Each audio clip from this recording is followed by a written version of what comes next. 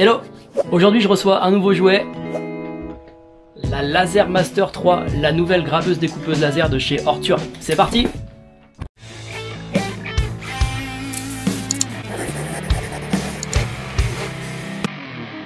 Je teste donc aujourd'hui cette nouvelle graveuse découpeuse laser de chez Ortur, la Laser Master 3, équipée d'un graveur de 10 watts.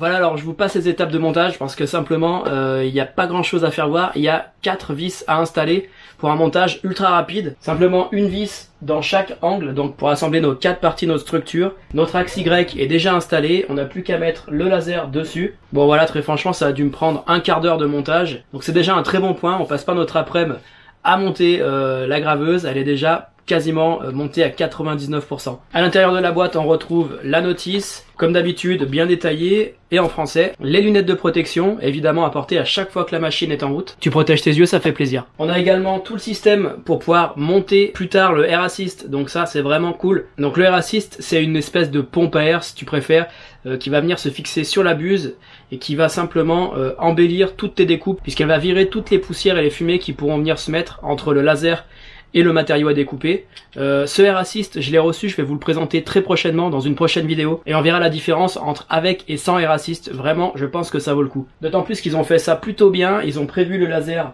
pour le Air Assist, c'est-à-dire qu'il y a juste à enlever ce petit cache au-dessus pour venir enficher notre durite, simplement. Comme d'habitude dans la machine, on a des petits riselants, histoire que rien ne dépasse. Bon là, comme vous pouvez voir, c'est vraiment ultra clean, hein. Il y a seulement 2 petits câbles qui dépassent. Un petit pinceau, ça va être pour nettoyer de temps en temps notre laser. On retrouve à chaque fois des matériaux à graver pour faire des essais.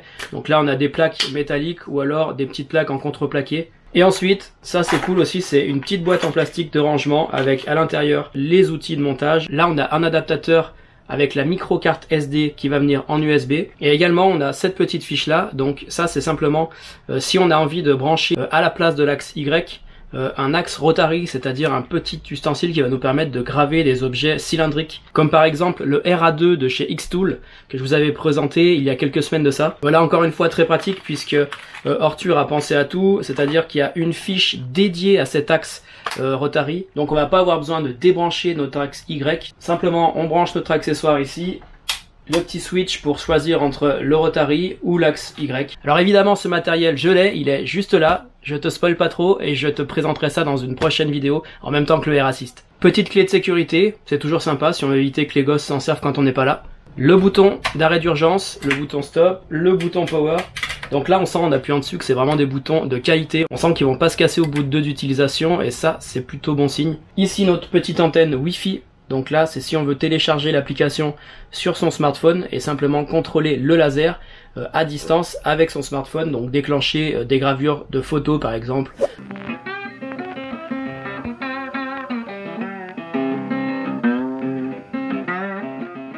Alors mes premiers essais, je les ai faits sur un petit bout de MDF en 3 mm avec une vitesse maximum de 3000 mm/min et au minimum 60 mm/min. Donc là c'est vraiment très lent et sur des passes de 10% du laser, 20%, 30% jusqu'à 100% de puissance du laser. On peut s'apercevoir qu'il y a quand même beaucoup de carrés qui s'enlèvent, même à, là je suis à 50-60% du laser. 50% du laser, ça passe encore. Donc là, clairement, pour du MDF, on pourra monter la vitesse à 300 mm/s à 100%. Et en une passe, on va passer à travers le MDF, c'est sûr. Et en termes de gravure, on s'aperçoit qu'on a encore beaucoup de contraste, même à 2000 mm/min. Donc vraiment une gravure très rapide. Alors par contre, là, je m'aperçois tout de suite que mes courroies sont trop ou pas assez tendues. En tout cas, il y a un petit problème. On voit que là, toutes ces gravures-là ont été faites extrêmement rapidement, ça a dû tourner à 3000 mm/min, et vraiment mes écritures sont pas précises du tout, donc je vais tout de suite corriger au niveau de mes courroies. Moi je pense qu'elles sont trop tendues.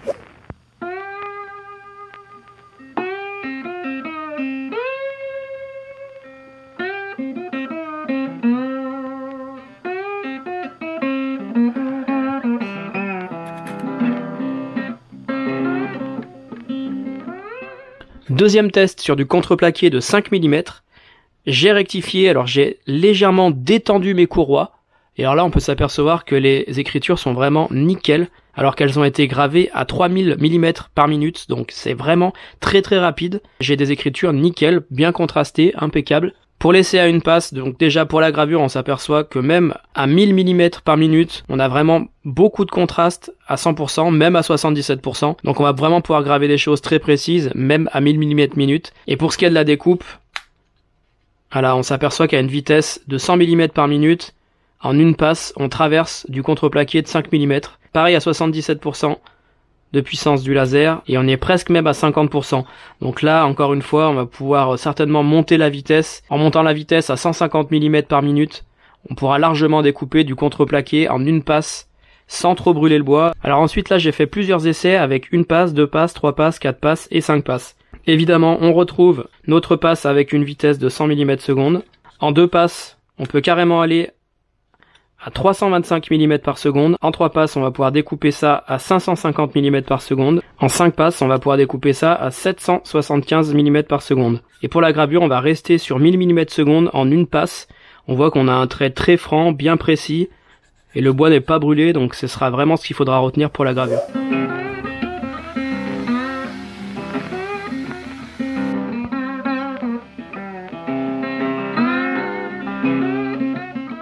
Voilà, j'ai donc réalisé une petite gravure rapidement sur le contreplaqué qui était fourni avec la machine. Donc là, on est sur un petit contreplaqué de 1,5 mm.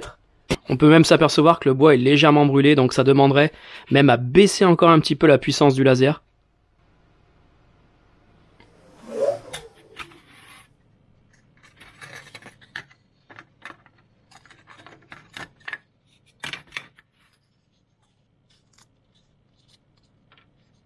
J'ai ensuite essayé des découpes dans du balsa de 6 mm. Donc bon bah là, du balsa, hein, c'est clairement du beurre. La découpe est vraiment ultra simple. Donc une passe, évidemment, avec le laser à 100%, 600 mm par minute. On a une coupe vraiment impeccable.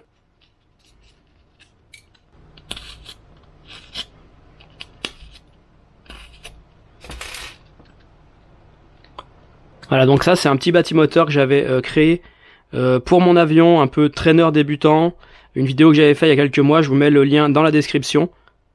Bon, la découpe balsa évidemment avec un laser, c'est vraiment idéal.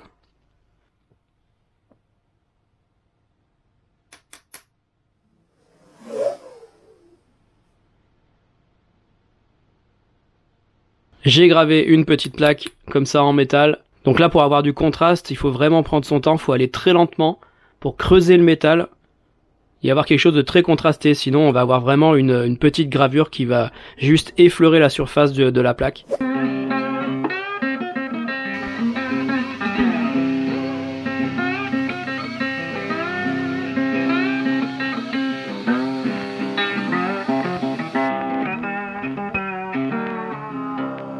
Je décide maintenant de m'attaquer à la découpe sur feuille cartonnée et la découpe multicouche. Alors là, c'est un premier essai, c'est censé être un ours.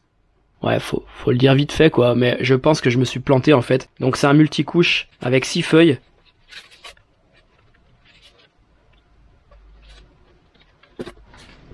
Bon, en tout cas la découpe est vraiment nickel. Là c'est juste clairement un problème de ton. En fait j'aurais dû démarrer des tons les plus foncés en allant vers les tons les plus clairs. Bon, ça c'est un détail. Je réessaye avec un deuxième multilayer que j'ai acheté. Je vous mets le lien dans la description.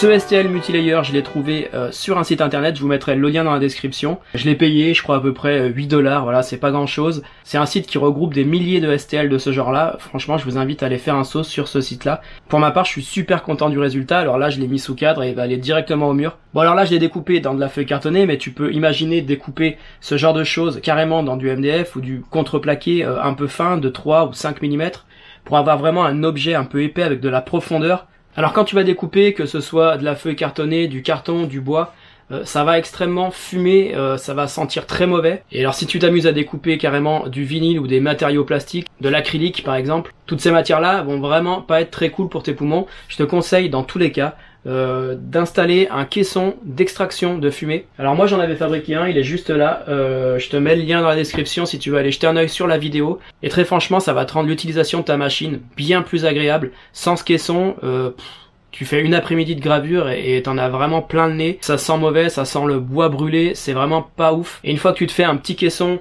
qui extrait la fumée directement dehors, ça rendra l'expérience de la graveuse laser bien plus agréable. Bon, en tout cas, comme tu peux voir, les possibilités de cette machine sont vraiment très très larges. Je peux également découper dans du dépron, alors seulement s'il est de couleur verte, bleue par exemple. J'ai déjà découpé un avion dans du dépron, ça marche très bien. Après quelques réglages évidemment, parce que t'as vite fait de fondre le dépron si tu t'attardes un peu trop dessus. Tu vas également pouvoir découper dans du carton. J'ai d'ailleurs construit il n'y a pas si longtemps que ça un avion grâce à cette découpe laser. Voilà, un grand merci à Arthur pour m'avoir envoyé cette machine. Je te laisse tous les liens dans la description. Et dans une prochaine vidéo, je vous montrerai des accessoires qui vont vous permettre d'optimiser vos découpes avec ces découpeuses laser, celle-là ou une autre. Pense à t'abonner à la chaîne, lâche un petit commentaire et on se dit à bientôt pour une prochaine vidéo. Ciao!